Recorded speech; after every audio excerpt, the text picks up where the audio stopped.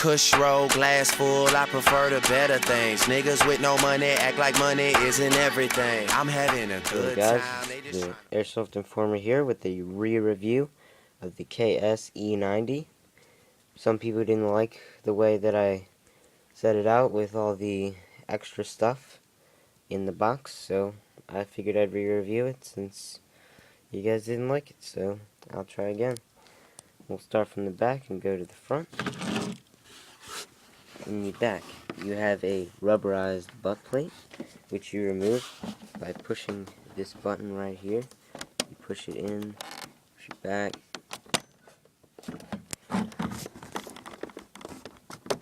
And you pull it this way, and it comes out.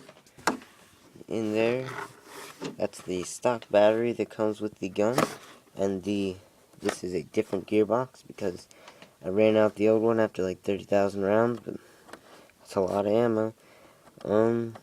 This is where your connection is, and if you ever want to take out your gearbox, there's a screw down in here, right there, and a screw up above it. If you have the gun, you'll easily see what I'm talking about. You'll have to remove the battery first, and then this, you can slide out this little protector here, and your whole gearbox will slide out. See it? Back here, I have tape on it because I'm really aggressive, and if I drop it, I feel like it would crack. Not that it's cheap, it's pretty high quality. It's just, it'd be a big fall if I do drop it, most likely. You have the rear sling mount right here. It's not a moving one, it's built into the polymer body. If you move up, you have these are your magazine release buttons right here. You can't just pull one, you gotta pull both of them, and then you can take out the magazine. Moving up, this is where the BBs feed into the gun from the lip of the magazine that comes down. Moving up a little bit more, this right here is, if you push this down, and you can pull out your whole front receiver, it slides off. I'll show you guys that after I'm done showing this. Move down to the bottom. Some people always wonder what that is, and from my experience with real guns, I've shot a P90 in real life before.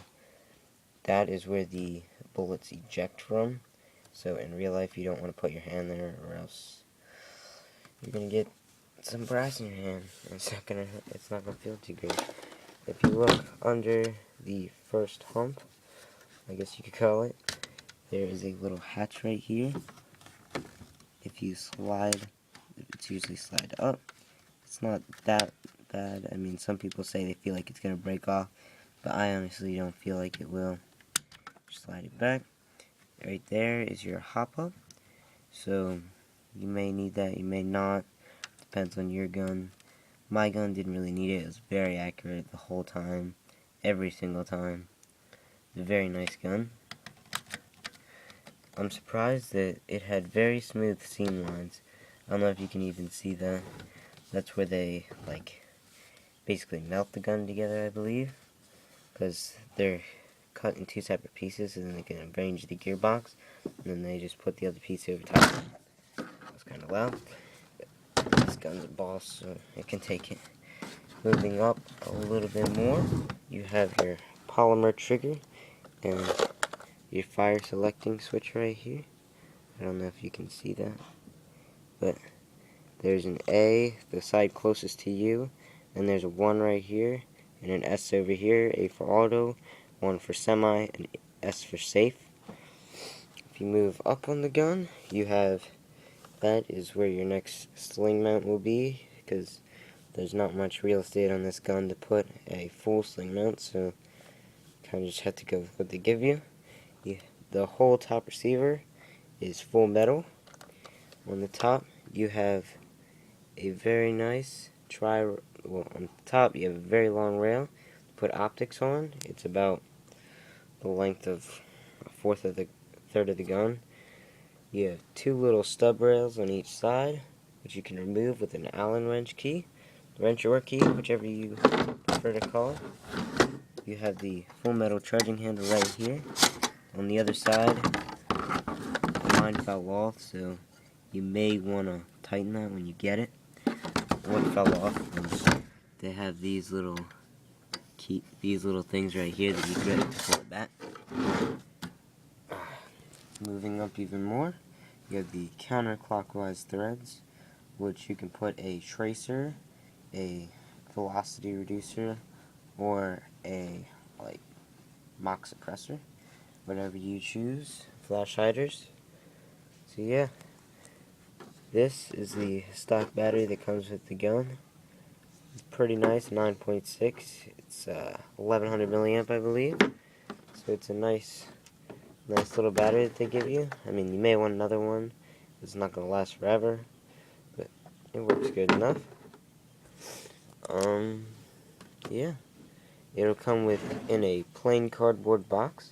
That cardboard box will come in a even longer box. It'll probably be about 2 foot longer than it needs to be. That's what I thought as soon as I saw it. It'll also come with a trickle charger and a mid cap. I would strongly recommend not using the charger that is given to you and getting a smart charger so that you do not kill the battery, because you do not.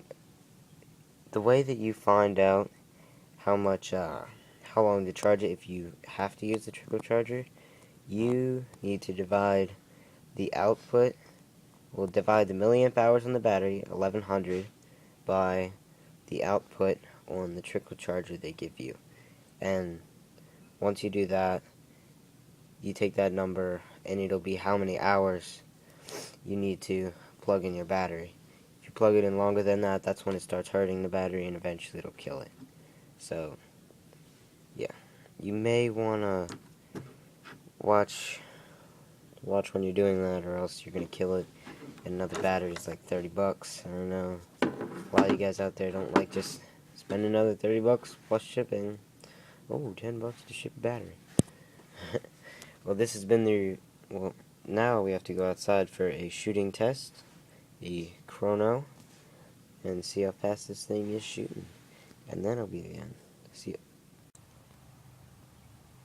Well guys, I came out here to chrono the P90, and I soon realized that some time between the past year that I hadn't used it, something went bad in the gun.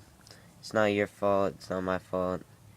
It's been in there not being used for like a year, and this isn't the second time something's broke. There's not a problem with the gun. I've probably put a good 40,000 rounds through the gun. So it's been used a lot, but it's always a reliable gun, really accurate. It's always been more accurate than my M4, the new one that I just got. Maybe not as accurate as my M16, but hey, it's a submachine gun. It used to chrono about 400 FPS since it's been bouncing between 100 and 265. I had no idea why. And the rate of fire used to be about, I'd say, 14 rounds per second. So that's pretty good. It's almost touching my M4 that I just got. But it's okay. Now that I have my M4, it's okay that this thing's gone. But it's perfect for field, depending on what your FPS limit is. If your FPS limit is above, well, if it's below 400, I would not recommend this gun, because it shoots above it. Well, not above it, right at it. So if you buy this gun, it doesn't work at field because it's shooting faster, then I don't know what to tell you. You'd have to just play with your friends with it. But yeah, it's a very reliable gun. It's always been good to me. It's about time I say goodbye. I might give it to one of my friends or my little brother, so he doesn't have an airsoft gun. But yeah, I'm sorry I couldn't chrono it for you guys, but I'll try some other time if I can get it fixed. See ya. Yeah. Oh, you already know what we gonna do. Hey, well, if you guessing, it's me.